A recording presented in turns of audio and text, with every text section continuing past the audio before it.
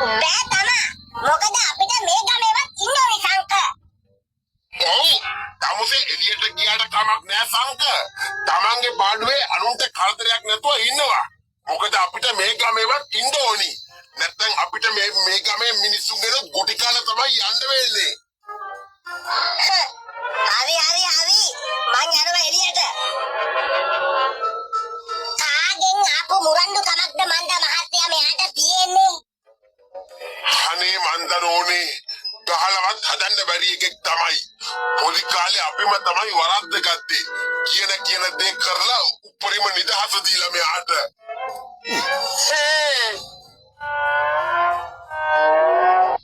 කාල් මැස්සෝ 250යි. පරිප්පු 500යි. පොල් තෙල් කාලයි. කාල් කිලෝ 2යි.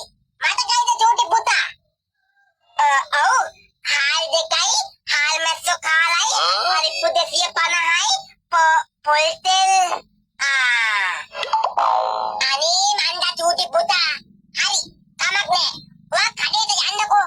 මං කඩේ මුදලාලිට කෝල් එකක් දීලා කියන්නම් බඩු ලිස්ට් එක. ඔයා ගිහින් අරන් එන්න. අන්න හරි අම්මේ. මට පැතරෙන්න මාන්නේ. මං යනවා එහෙනම්. රුපියල් 1000 ඇතිනේ ඔය ටිකට. ආපෝ වැඩිත් එක්ක. ඉතුරු සල්ලි පරිසම් කරලා අරන් එන්න ඕනි. හා පරිස්සමින් පාර බාලා යන්න ඕනි දකුණු පැත්තෙන්.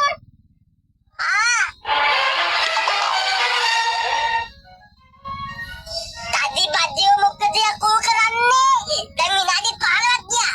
තාමත් තුම ඕක ඇතුලේ. උඹට නිින්ද ගිහිල්ලාද? අනේ නෑ පොඩ්ඩක් හිටහන්කෝ. මට විනාඩි 20ක් යනවා හැමදාම මේ වැඩේට. අයියෝ සාන්ත මේකව